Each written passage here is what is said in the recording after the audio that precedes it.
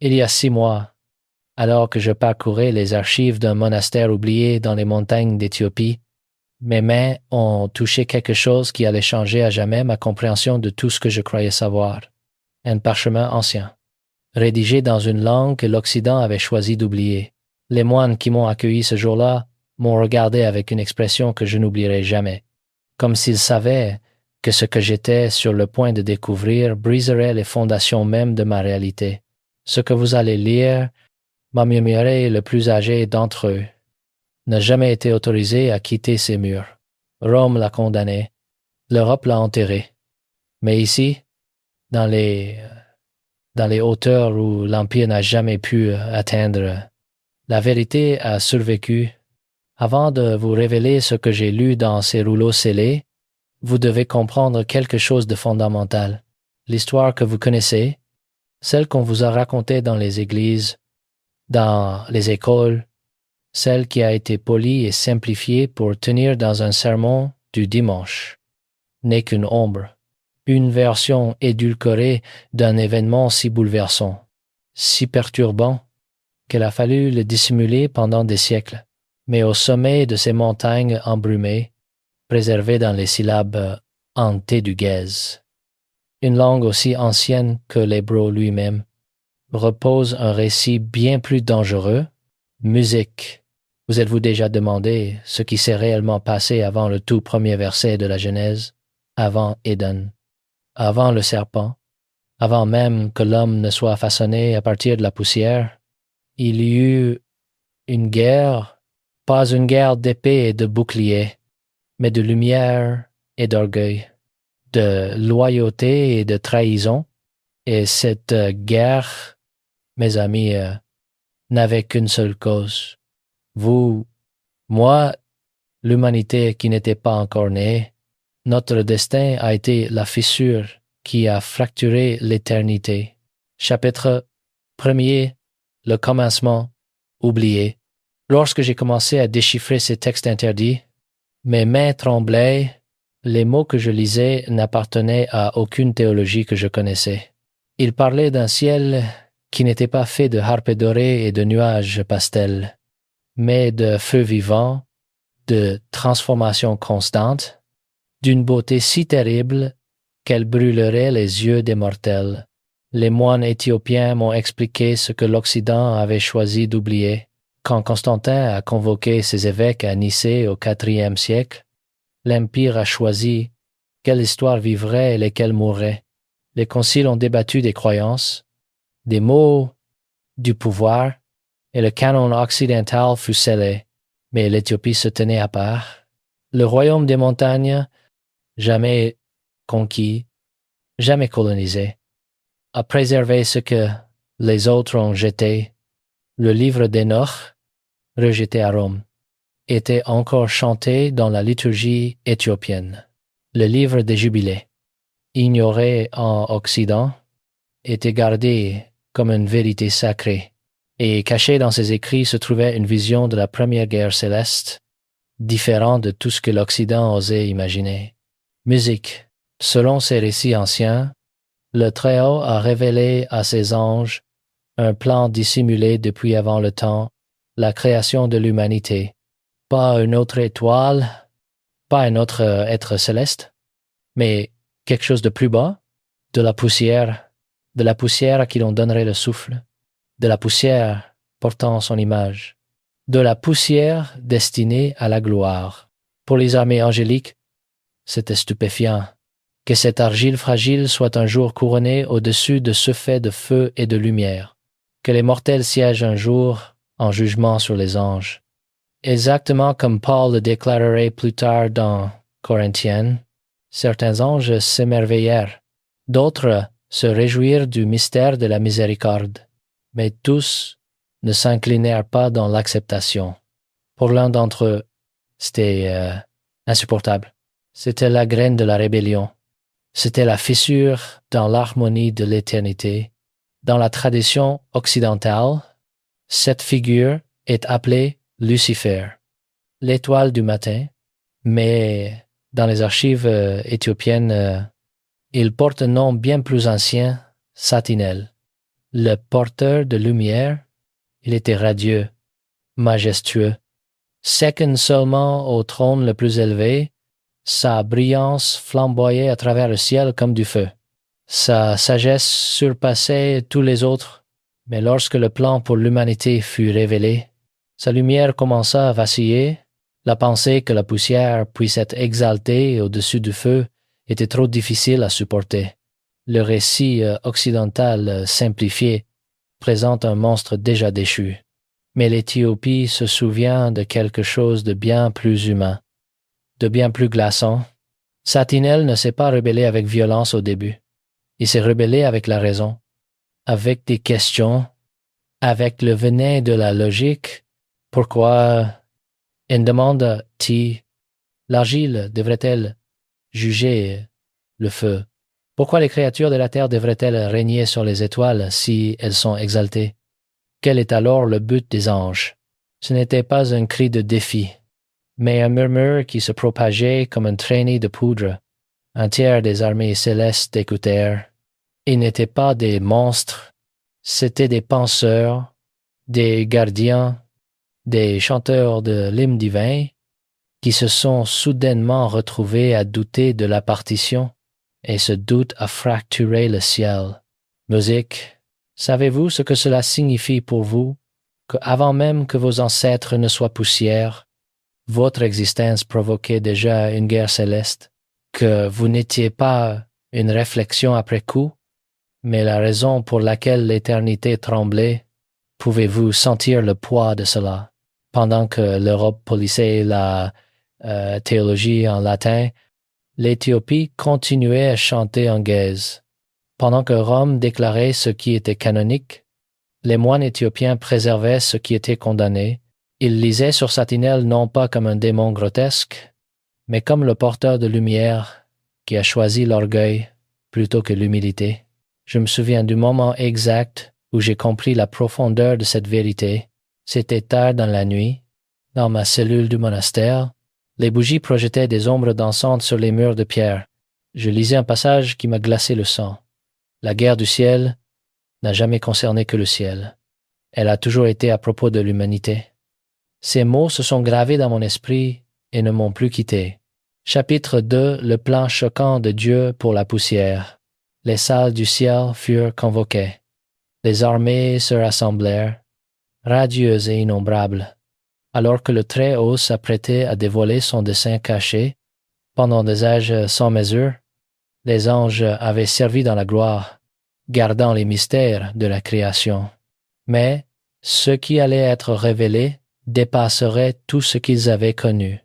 L'annonce résonna à travers les royaumes célestes: je vais créer quelque chose de nouveau, quelque chose de fragile, quelque chose qui portera mon image et qui sera couronné de gloire. Les anges écoutèrent, immobiles. Et puis la révélation tomba comme un coup de tonnerre. Cette création nouvelle ne serait pas faite de feu comme eux, elle serait faite de terre, de poussière, de matière qui se décompose et retourne au sol, musique, et pourtant, cette poussière serait exaltée. Cette fragilité serait couronnée, ces mortels siégeraient un jour en jugement sur les immortels. Pour certains, c'était un mystère à célébrer. Pour d'autres, c'était une énigme qui défiait la compréhension. Mais pour Satinel, c'était une trahison. Il regarda autour de lui les rangs flamboyants des êtres de lumière, les séraphins qui chantaient sans cesse, les chérubins qui gardaient les mystères sacrés, les archanges qui commandaient les armées célestes. Comment quelque chose d'aussi bas que la poussière pourrait-il être élevé au-dessus d'eux? Un scientifique éthiopien que j'ai rencontré des mois après mon retour de ces montagnes m'a expliqué quelque chose de fascinant. La tradition éthiopienne, m'a-t-il dit, ne présente pas Satinel comme un monstre né mauvais. Elle le présente comme le plus brillant d'entre nous, qui a fait le mauvais choix au moment critique. C'est ce qui rend l'histoire si terrifiante, parce que si le plus sage pouvait tomber, alors personne n'est à l'abri.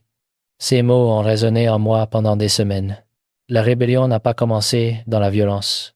Elle a commencé dans la pensée, dans le doute, dans une question apparemment raisonnable qui cachait le poison de l'orgueil. J'ai découvert dans ces manuscrits anciens que la chute n'était pas instantanée, c'était un processus. Satinel a d'abord murmuré ses doutes en privé, puis à quelques amis de confiance, puis à des cercles plus larges. Ses arguments étaient logiques, persuasifs, séduisants. Nous sommes le feu, disait-il, ils seront poussière. Nous sommes éternels. Ils mourront. Comment la mort peut-elle juger la vie éternelle? Et un tiers des anges écoutèrent. Musique, chapitre 3 Michel, le défenseur de la poussière. Mais il y en avait un qui s'est levé. Son nom était Michel. Dans les traditions occidentales, on le présente souvent comme un guerrier distant, une statue de marbre brandissant une épée. Mais dans les rouleaux éthiopiens, Michel est quelque chose de bien plus profond. Il n'était pas seulement un guerrier, il était le défenseur de l'humanité avant même que l'humanité n'existe. Lorsque Satinel a posé sa question venimeuse, pourquoi la poussière devrait-elle régner? Michel a répondu non pas avec des arguments, mais avec une déclaration qui a résonné à travers toute l'éternité, qui est comme Dieu, c'est la signification de son nom. Michaël, qui est comme Dieu, ce n'était pas une question, mais une proclamation, une affirmation que la sagesse divine dépasse la compréhension angélique, que ce qui semble faible aux yeux des puissants peut être le dessein le plus élevé du Créateur. Michel comprenait ce que Satinel refusait d'accepter. Le plan n'était pas une insulte à la gloire angélique. C'était une révélation du cœur même de Dieu. Un Dieu qui ne choisit pas la force brute, mais qui se réjouit d'élever ce qui est humble, qui ne couronne pas l'arrogance, mais qui exalte la foi. Un érudit que j'ai rencontré à Lalibela m'a montré les fresques peintes il y a des siècles sur les murs des églises creusées dans la roche. Michel n'y est pas représenté comme un ange de porcelaine aux ailes blanches. Et les flammes? Feu, puissance brute enveloppée de fidélité. Vous voyez, Matthieu, il expliquait, dans notre tradition, les anges ne sont pas des créatures douces. Ils sont terrifiants, beaux, oui, mais d'une beauté qui brûle. Et Michel était le plus terrible d'entre tous. Non pas parce qu'il était violent, mais parce qu'il était absolument, totalement fidèle. Musique. La bataille qui s'ensuivit n'était pas une simple escarmouche.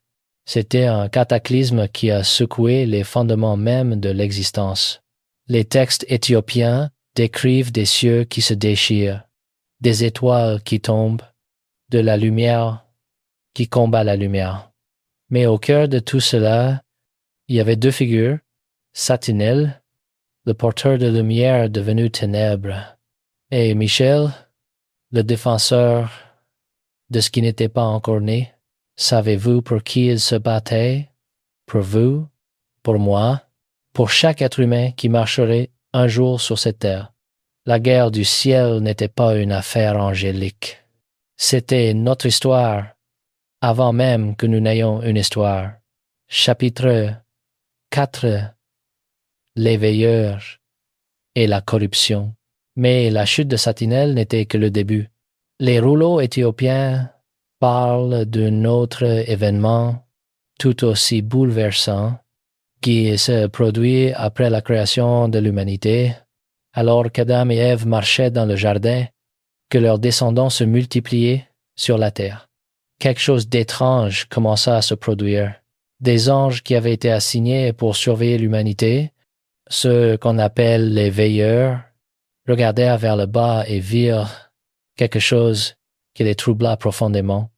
La beauté des filles des hommes, le livre d'Hénoch, rejeté par Rome et chanté en Éthiopie, raconte comment 200 de ces veilleurs descendirent sur le mont Hermon. Leur chef s'appelait Semiasa. Ils firent un pacte terrible. Ils épouseraient les femmes humaines. Ils enseigneraient à l'humanité des secrets qui ne devaient jamais être révélés. Il créerait une progéniture qui ne devrait jamais exister. Musique.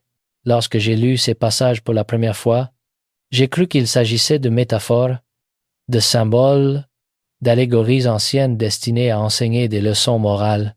Mais plus je creusais, plus je réalisais que l'Éthiopie ne traitait pas ces récits comme des paraboles.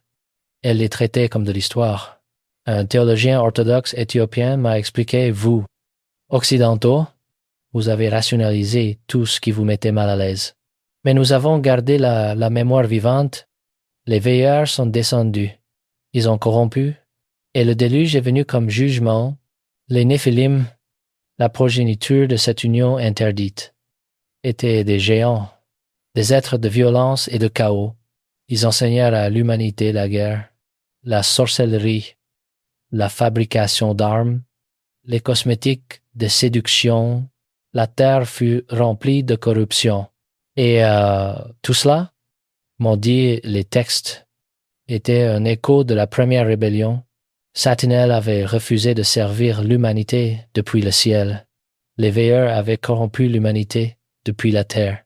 Les deux rébellions avaient la même racine, l'orgueil qui refuse le plan divin. Mais la corruption ne pouvait pas rester impunie. Les rouleaux parlent de 4 archanges envoyés en jugement. Raphaël, pour lier le chef des veilleurs. Gabriel, pour détruire les Néphilim. Michel, pour enchaîner les esprits déchus. Et Uriel, pour avertir Noé du déluge à venir. Musique, comprenez-vous ce que cela signifie? Que le déluge de la Genèse n'était pas seulement un jugement sur la méchanceté humaine, c'était un nettoyage cosmique, une purification de la corruption angélique qui avait infecté la création elle-même. Chapitre 5. La croix et la victoire finale. Pendant des mois après mon retour d'Éthiopie, je me suis débattu avec ce que j'avais appris, si la guerre du ciel était réelle. Si la corruption des veilleurs était historique, alors qu'en était-il du reste? Qu'en était-il de la rédemption? C'est alors que j'ai compris la beauté la plus profonde de la tradition éthiopienne. Elle ne se termine pas dans le désespoir. Elle ne se termine pas dans la défaite. Elle culmine à la croix. Les textes éthiopiens enseignent que lorsque Christ est descendu dans la chair, il n'est pas venu simplement pour sauver les humains. Il est venu pour achever ce que Michel avait commencé dans les cieux. Il est venu pour écraser définitivement la tête du serpent, pour briser les chaînes que Satinel avait forgées, pour libérer l'humanité de l'emprise de la rébellion. Musique, sur la croix. La poussière est devenue victoire. L'humilité a triomphé de l'orgueil. Le Dieu fait homme a prouvé que la faiblesse choisie par amour est plus puissante que toute la gloire angélique corrompue par l'arrogance. Un prêtre éthiopien âgé m'a dit quelque chose que je n'oublierai jamais. Nous étions assis près du lac Tana, regardant le soleil se coucher sur les eaux sacrées. Vous voyez, Mathé, il murmurait. Satinel avait raison sur une chose. La poussière ne méritait pas d'être exaltée. Mais il avait tort sur l'essentiel. Ce n'était jamais à propos du mérite. C'était toujours à propos de la grâce. Ces mots m'ont brisé, parce que c'est là que réside la vérité la plus profonde. La guerre du ciel n'était jamais à propos de qui méritait quoi. Elle était à propos d'un Dieu qui choisit de couronner ce qui est humble, d'exalter ce qui est faible, de transformer la poussière en gloire, et la croix était la preuve finale. Dieu lui-même est devenu poussière.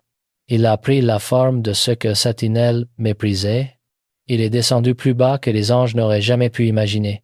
Et c'est précisément cette descente qui est devenue l'ascension la plus élevée. Musique, chapitre 6. Le ciel éthiopien. Mais il y a quelque chose d'autre que l'Éthiopie a préservé. Quelque chose que l'Occident a presque entièrement perdu. Une vision du ciel lui-même qui n'a rien à voir avec des harpes dorées et des rues de marbre. Les fresques de Lalibela ne montrent pas un ciel statique. Elles montrent une transformation, un feu, une rivière de lumière. Le ciel éthiopien n'est pas une ville à conquérir, mais une communion à entrer Ce n'est pas un lieu de repos passif, mais de joie active, de création éternelle, d'harmonie parfaite avec le Créateur. Un érudit m'a expliqué, vous, occidentaux, vous avez construit le ciel à l'image de vos empires. Thrones, or structures de pouvoir, mais nous avons gardé le ciel des jardins, des rivières, du feu vivant, un ciel où la transformation ne s'arrête jamais, où la croissance est éternelle, où chaque âme devient plus pleinement elle-même en union avec Dieu.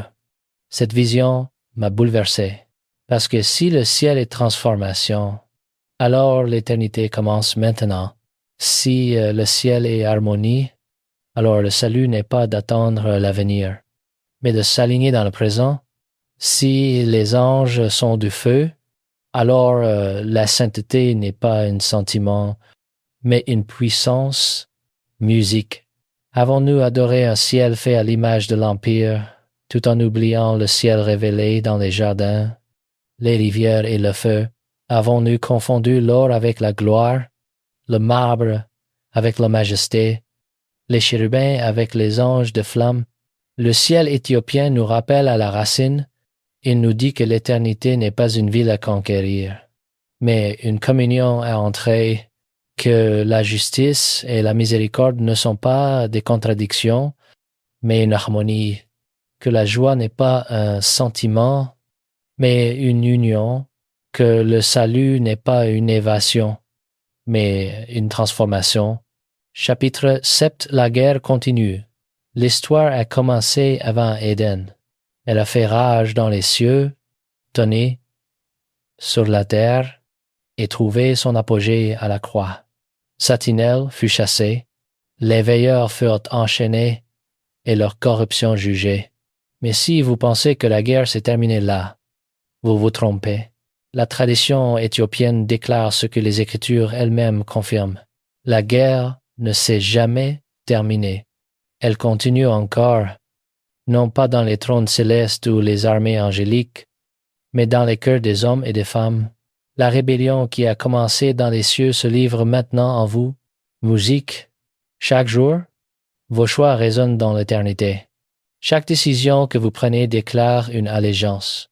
Allez-vous vous incliner avec Michel dans la fidélité, ou allez-vous murmurer avec Satinel dans l'orgueil? Allez-vous vivre comme de la poussière, exalté par le souffle de Dieu, ou comme de la poussière trompée par l'ombre de la rébellion? Le champ de bataille n'est pas distant, c'est votre esprit, votre cœur, votre communauté. Paul l'a écrit clairement dans Éphésiens, car nous n'avons pas à lutter contre la chair et le sang, mais contre les dominations, contre les autorités, contre les princes de ce monde de ténèbres, contre les esprits méchants dans les lieux célestes. Ce n'est pas de la poésie, c'est la guerre, pas avec des épées, mais avec des pensées, pas avec des armées, mais avec des loyautés, pas avec des trônes, mais avec des cœurs. La défaite de Satan à la croix fut décisive, mais ce n'était pas la fin. Sa rébellion fut écrasée, mais sa stratégie changea. S'il ne pouvait pas gagner dans les cieux, il mènerait la guerre dans l'âme humaine. S'il ne pouvait pas monter sur le trône de Dieu, il essaierait de s'introniser dans les pensées des hommes. L'orgueil est devenu idéologie. La rébellion est devenue culture. Les mensonges sont devenus des systèmes. Musique. La guerre ne se livre pas avec des éclairs. Elle se livre avec des murmures. Les mêmes murmures qui ont trompé les anges tentent maintenant l'humanité. Pourquoi la poussière devrait-elle être humble? Pourquoi l'obéissance devrait-elle compter? Pourquoi se soumettre quand vous pouvez régner? Ce sont les mensonges que Satinel sème encore. Regardez autour de vous dans le monde d'aujourd'hui et vous verrez la même ombre, communauté divisée, nation en guerre, famille déchirée, âme écrasée par l'orgueil, l'avidité, la peur. Chaque empire construit sur le sang porte encore le murmure de la première révolte. Cette guerre n'a jamais concerné que le ciel. Elle a toujours été à notre sujet. Dès le début, l'humanité était la raison pour laquelle la rébellion a commencé. Notre destin a provoqué l'orgueil de Satinel. Notre couronne l'a enragé. Notre gloire à l'image de Dieu l'a poussé à se révolter. Et maintenant la guerre continue. Non pas dans les étoiles au-dessus, mais dans les vies que nous vivons, musique. C'est pourquoi la liturgie éthiopienne chante encore du triomphe de Michel. Pourquoi ces jeunes honorent encore sa position? Parce qu'ils croient que le choix de Michel est le choix de chaque croyant. La fidélité n'est pas de l'histoire ancienne, c'est la réalité présente.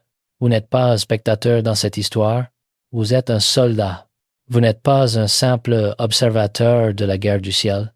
Vous êtes le champ de bataille, chaque tentation résistée, chaque prière murmurée, chaque acte d'humilité, chaque soumission à la volonté de Dieu est une victoire qui fait écho au cri de Michel, qui est comme notre Dieu.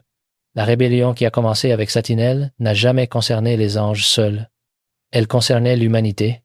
Elle vous concernait, et donc la victoire finale n'est pas remportée par des anges descendant du ciel, mais par des hommes et des femmes vivant fidèlement sur terre.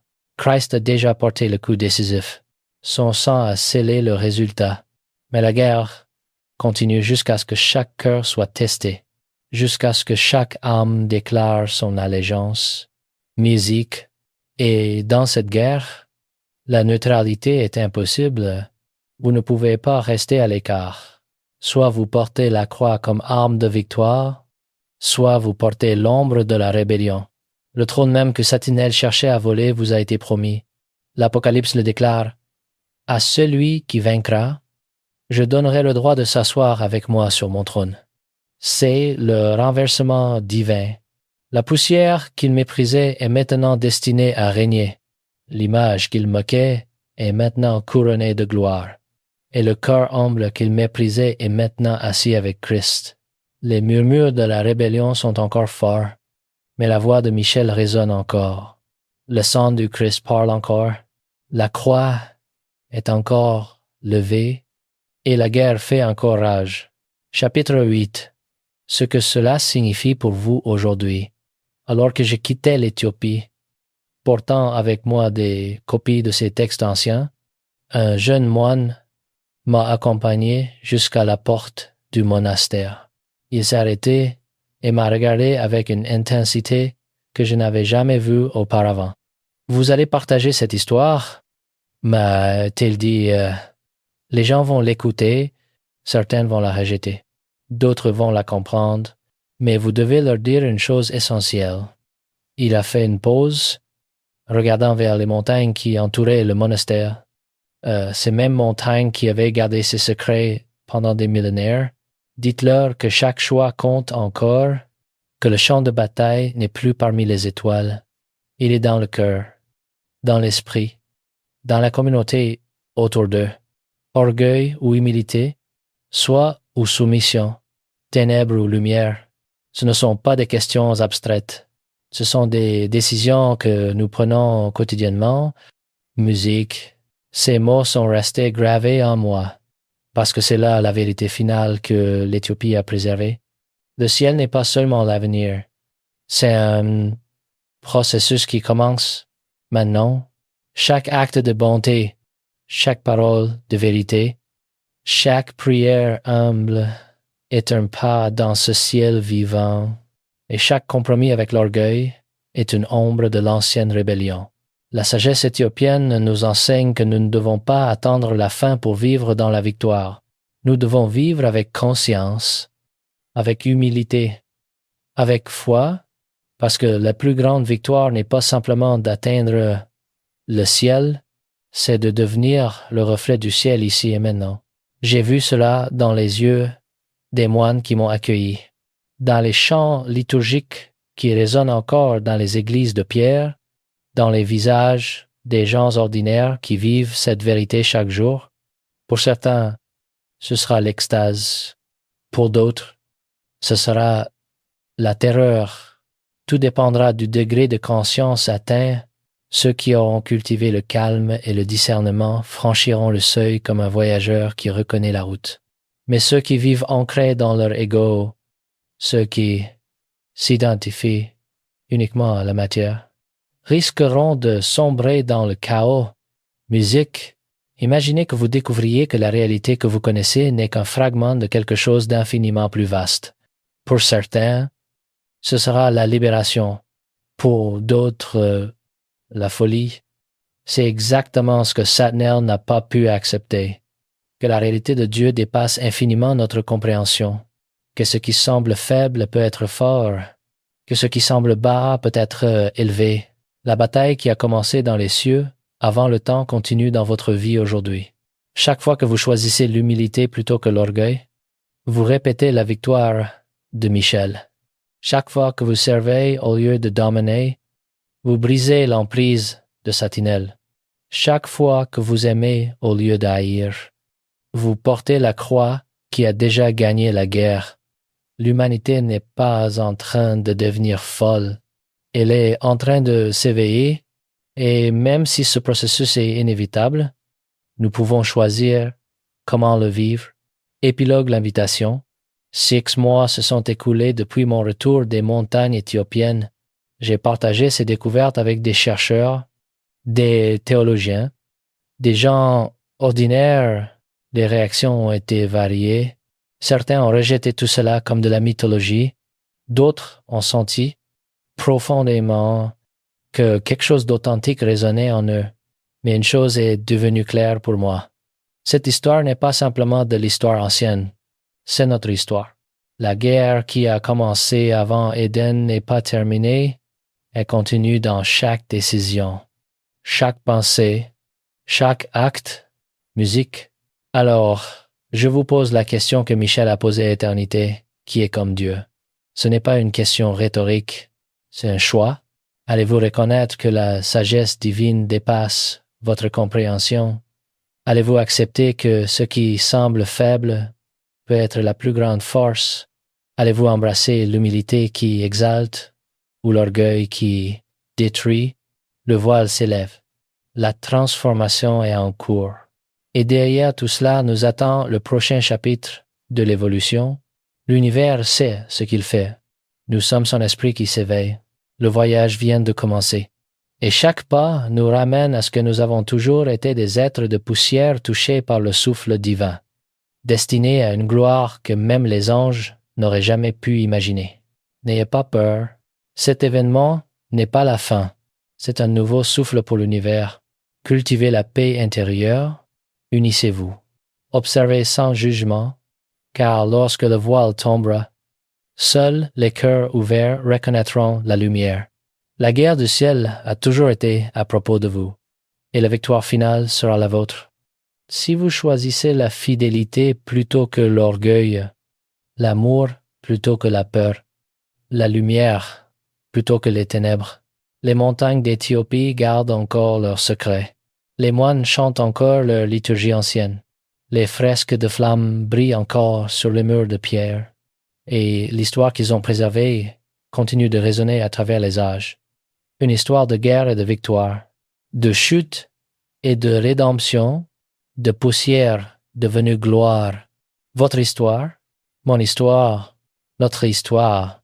Musique, la guerre continue, mais la victoire est déjà écrite. Il ne reste plus qu'à choisir de quel côté vous vous tenez.